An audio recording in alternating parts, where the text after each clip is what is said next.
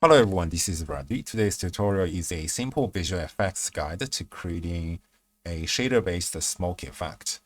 What does that actually mean? Here I have an example of a tornado transition effect. When the fiery tornado transitions into an ice tornado, you can see some smoky air rising here and there. I can isolate it so you can see this blue-whitish atmosphere more clearly. Also, you can see that they're always facing the camera. These are not real smoke simulations. They are made from playing cards or billboards. Somehow it seems I made the cards too large, but anyway. Similarly, I have this complex fiery laser beam effect attacking the ground. You can see the end result here. It may not be obvious, but if I clear all other components, you can see a fiery effect rising after the laser beam attack. In this example, I made it more reddish and fiery, but in other cases, you could make it darker like smoke. These also always face the camera, and they are made of cards.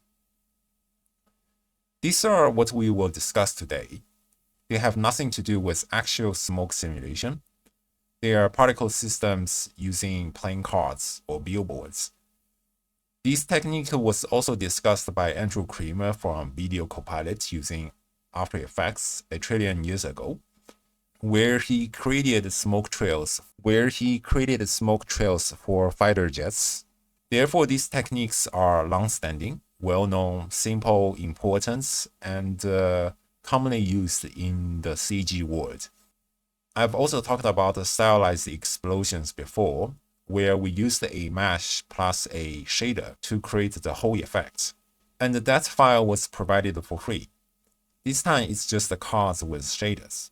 I will focus only on the shader fire effects without the tornado or laser beam context.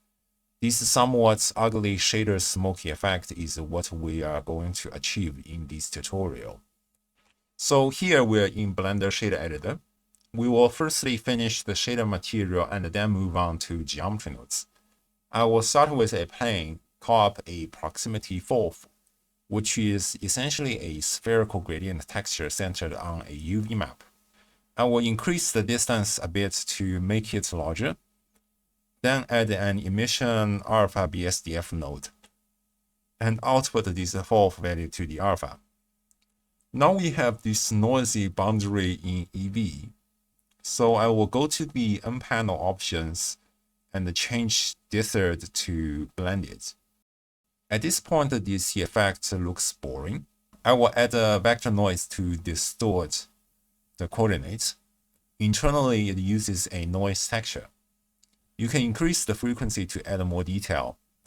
You can also adjust the factor to see how it influences the coordinates from a sphere to this noisy boundary state. Many other settings are not important for now. Here, I want to specifically discuss the vector inputs for the design. By default, this vector noise uses a centered UV map. That's why when I link a centered UV, you can see there's no change. If I move the noise using a vector mass add node, you can see both the noise and our spherical texture move downwards. But I only want to move the noise texture. This is where the second vector input comes into play, so we can move the noise texture separately without affecting the original UV coordinates for our spherical texture. More formally, I will use a preset called Translate Position to support more functions in addition to the simple addition. For example, I have rotation, offsets, and the scaling all in one node. Otherwise, you would have to duplicate this simple mass many times in sequence. For now, I will add a time info node to offsets on the z-axis, so the noise evolves over time. Instead of using the frequency on vector noise, I will change the scale on the translate position node instead. At the end of the tutorial, we will come back to tweak this. Next, inside this mask, I want some color variation. I will use another noise texture and a color ramp to increase contrast, then output that to the BSDF color. This gives a noisy spherical texture with a roughened border. Now we have the basic units, but we need appearing and disappearing effects. I will manipulate the alpha with simple math. I will use a mix node to slide between 0 and 1, and multiply this value with our alpha. At 0, we start with nothing. At 1, it appears. And at 0 again, it disappears. We will use a subtraction math node to replace this factor.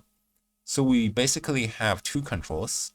The top one controls appearing, and the bottom one controls disappearing.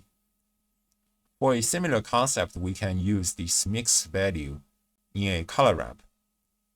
I will set a regular fiery looking gradient, overlay it with the noise texture we had earlier, and replace the emission color. By decreasing this mix value, we transition the fiery ball into a smoke. Here I will go to render settings, color management, and change AGX to standard. In compositing, make sure bloom is enabled. I may increase the emission strength or not. Then I will organize the node tree to isolate the two controls and replace them with an attribute f. Right now, this attribute f doesn't exist, so the viewport is empty. But at this point, the shader is basically finished. Next, we will emit this plane using a particle system and create this attribute f. For that, we need the geometry nodes. Let's go to the geometry nodes editor and add a node tree. When I mention particle system, you may think of a simulation zone. I've made lots of visual effects with it. For example, the shield collision response effect.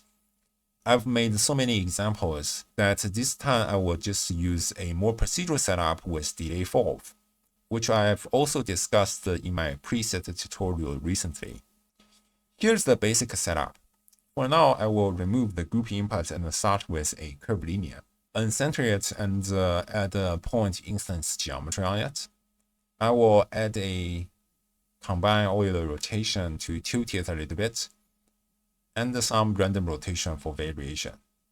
Then I will realize instances and add follow curves, which outputs points. Using the factor on these offsets, we can slide the points along the curves. Now I will use the delay Falloff, which outputs value from 0 to 1 to drive this offset. I will increase the step interval so that I play the animation. You see the points moving one by one. If I turn the loop factor to 1, once they reach the endpoint, they will restart their journey along the curve immediately. I may also use index randomize to randomize the particle emission. And for parameters, I will increase the target repeat and increase the count. You will see some errors because we are offsetting on curves, so we should randomize on the spline domain instead of points. I will capture attribute and store attribute f on the spline domain. Then instance on points, recall our group inputs, and output it to instance. So we are instancing the initial cards. The reason I previously captured the delay Falloff is because I want to use it after curved points to influence the scales. As our Falloff goes from 0 to 1, the scale of our instances also goes from 0 to 1. I can remap it to different values and use a float curve to interpolate differently. For rotation, I will use an align rotation to camera. If I go to camera view and lock the viewport to camera, you see that no matter how I change my view, these planes always face the camera. One thing I want to add is that right now, at the start, we don't see particles because they are scaled to 0. But they still exist and contribute to the statistics in your scene. Similarly, sometimes I increase loop factor above 1, so points will rest before looping for a while. In both cases, you want to remove them for instancing to minimize the performance cost. I will use a separate geometry and select the values greater than 0. So only particles that have started appear. Immediately, you can see the statistic count decreases. I will also add another condition to select a Falloff less than 1, which reduces count further. Sometimes you may see this separate geometry step in my setup as a small optimization. Practically, this is also the same as you can use the selection inputs on this instance on points. So here we can just remove this separate geometry node. Finally, before moving back to the shader, I will realize instances and assign the material using set material node. I recently discussed this random per island node, so I will add it in case I will need it. Going back to the shader, since we already prepared the attribute f earlier, and we stored the attribute f in geometry nodes, you see it's working in material preview already, but the color ramp works in the opposite direction, so I will remap it and reverse it. The next question is how to separate a single f value into two for appearing and disappearing. In a previous energy absorption tutorial, I stored two attributes each.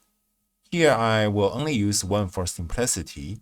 Storing few attributes helps because eevee has limits on how many attributes in a material can use, reduces geometry node size, and more importantly, it minimizes the parameters to tweak. To use one attribute for both appearing and disappearing, imagine attribute f is the entire lifetime for a particle from 0 to 1. In the first half of its life, alpha quickly reaches 1 for appearing. Disappearing doesn't start until the later half. Therefore, this is the concept with these two float curves. I will add an additional float curve to interpolate the color transition to make the dark smoke appearing earlier. So finally, tweak the parameters like increasing duration of our delay Falloff to slow down the animation, extending the timeline, decreasing loop factor and the target repeats, and so on and so forth. We've prepared the random per islands earlier, so I will use it. I will use the attribute W to offset each noise. It may not be very obvious in this case, but I've talked about these concepts in the energy absorption tutorial. So I will add that anyway. And I will also add a random color node to add a little bit of color variations in case you think it will be interesting. So overall, we've completed the basic setup in both geometry nodes and the shader. You may think this procedural particle system is inefficient because before particles, we are also generating curved paths. The benefit of a procedural particle system is that you can control everything freely on timeline and scrub the timeline without baking a simulation. The reason I generate a curved path first is to visualize the path.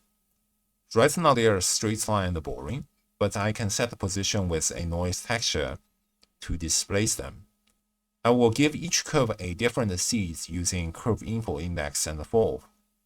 Now each displacement is different and only takes the effect after the root.